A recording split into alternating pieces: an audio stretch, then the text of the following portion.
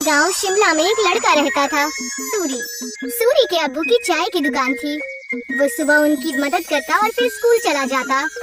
School में सूरी से कोई ठीक से बात नहीं करता था, क्योंकि वो चाय बनाने वाले का बेटा है। वो सबसे बात करने की कोशिश करता है, दोस्तों के ग्रुप में शामिल होना चाहता है, लेकिन कोई भी उससे बात नहीं करता। और अगर वो बात करने की कोशिश भी करता तो सारे लोग उसका मजाक उड़ाने लगते। कोई मेरे साथ वीडियो गेम खेलेगा? हाँ, मैं खेलूंगा। अरे चाय बनाने के लिए नहीं, गेम खेलने के लिए बुला रहा हूँ, तो रहने दे। सूरी को बहुत बुरा लगता है। वो घर आते ही मुंह फुलाकर बैठ जाता है। सूरी के अब्बू ये देखते हैं और उसके लिए खाना लेकर आते हैं।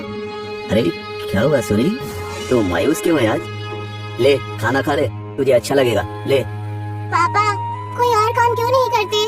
आपको इतने सारे कामों में से यही काम मिला। चाय बनाने में क्या बुराई है? दिन में सबसे ज्यादा लोग इसी के बारे में सोचते हैं।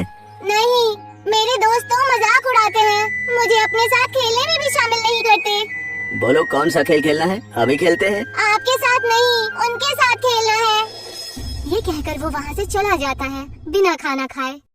सूरी के अब्बू को ये देखकर बहुत बुरा लगता है कि उनकी वजह से उनके बच्चे के दोस्त बहुत दूर जा रहे हैं। उसके पिताजी चाय बनाने के साथ दूसरा काम भी ढूंढने लगते हैं। वहीं स्कूल में बच्चों को ट्रिप पर ले जाने का प्रोग्राम बनता है। कुछ दिन बाद आप सभी बच्चों को एक जंगल ट्रिप पर ले जाया जाएगा। सभी बच्चे उसी तैयारी के साथ आएंगे। सारे बच्चे खुश हो जाते हैं। सूरी घर आकर ये बात अपने अब्बू को बताता है। पापा, मुझे स्कूल की तरफ से जंगल की ट्रिप पे ले जाया जा रहा है। मुझे जरूरी सामान पैक करके दे दीजिएगा। अरे वाह, ये तो बहुत अच्छी बात है। अपने सामान में एक छोटा बर्तन जरूर लेकर जाना, वहाँ अगर कुछ पकाना हो तो काम आ सकता है, ठीक है? जी पापा, जरूर। और हाँ, तुम्हें एक और बात बतानी थी। मैं नई नौकरी ढूंढ रहा हूँ, तुम्हें अब अपने दोस्तों के सामने शर्मिंदा नहीं होना पड़ेगा और वो तुमसे बात भी करेंगे। सच पापा? हाँ। सूरी खुशी से पिताजी के गले लग जाता है। जंगल में पहुँचने के बाद ट्रैकिंग शुरू कर देते हैं। मैं सबको 4 ग्रुप में बांटूंगा, जिसमें एक लीडर भी होगा। वो सब एक साथ में रहेंगे और अपना काम करेंगे। सब अपने लीडर की बात मानेंगे, समझ गया ना? सब अपना बैग लेकर ट्रैकिंग शुरू करते हैं। अरे किसको लीडर बना दिया? इसको तो चाय के अलावा कुछ नहीं आता। सब हंसने लग जाते हैं। सूरी को बहुत बुरा लगता है। कुछ दूर चलने के बाद वो थक जाता है। चलो यहाँ रुक जाते हैं, थोड़ा खा पी भी लेते हैं। बाकी सभी मान जाते हैं और रुक जाते हैं। नहीं, हम नहीं रुक सकते। अगर हम रुके तो लेट हो जाएंगे और कुछ ही देर में अंधेरा भी होने वाला है। लो, लीडर बना दिया तो हम पे हुक्म चला रहा है। नहीं, हम नहीं चलेंगे। तुझे जाना हो तो जा, हम थोड़ा नाश्ता करने के बाद ही ट्रैकिंग शुरू करेंगे, तू जा। सूरी के मना करने के बाद भी वो वहीं रुकते हैं, लेकिन फिर भी सूरी उन्हें नहीं छोड़ता और उनके साथ वहीं रुक जाता है। कुछ ही देर में टीचर और बाकी के बच्चे आगे निकल जाते हैं और वो वहीं रह जाते हैं।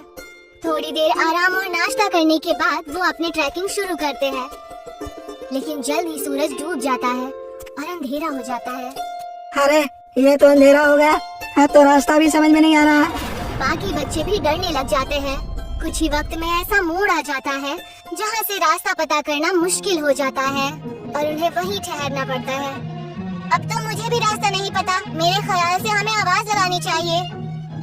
तुरंत ही वो चारों टीचर और अपने क्लास के विद्यार्थियों को आवाज लगाते हैं, लेकिन बात नहीं बनती।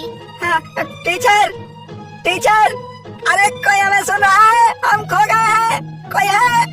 सब चिल्लाते हैं लेकिन कोई भी जवाब नहीं आता।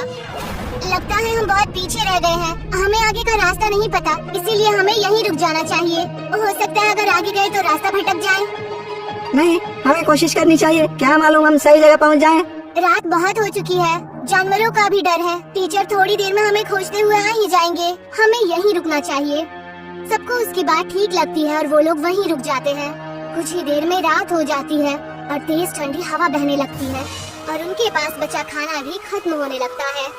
हाँ, अब तो हमारा खाना भी खत्म हो जाएगा और पानी भी खत्म हो जाएगा। अब भी कहता हूँ मैं, हमें चलना चाहिए। अरे लेकिन जाएंगे कहाँ? रास्ता तो बंद है।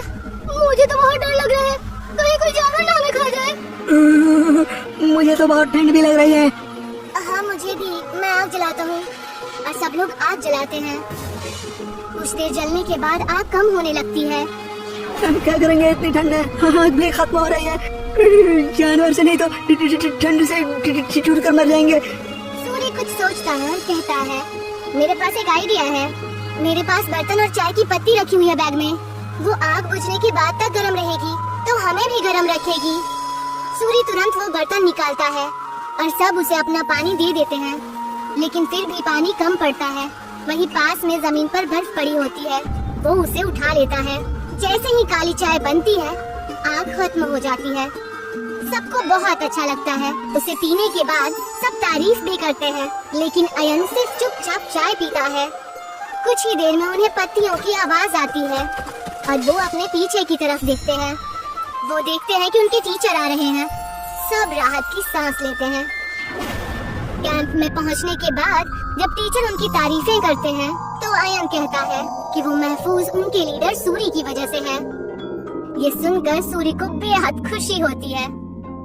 सूरी की कहानी सुनकर सब उससे दोस्ती करने आते हैं। अगर आज सूरी को चाय बनानी नहीं आती तो शायद सब उसके दोस्त नहीं बनते। आज पहली बार उसे चाय वाला होने पर खुशी हो रही थी।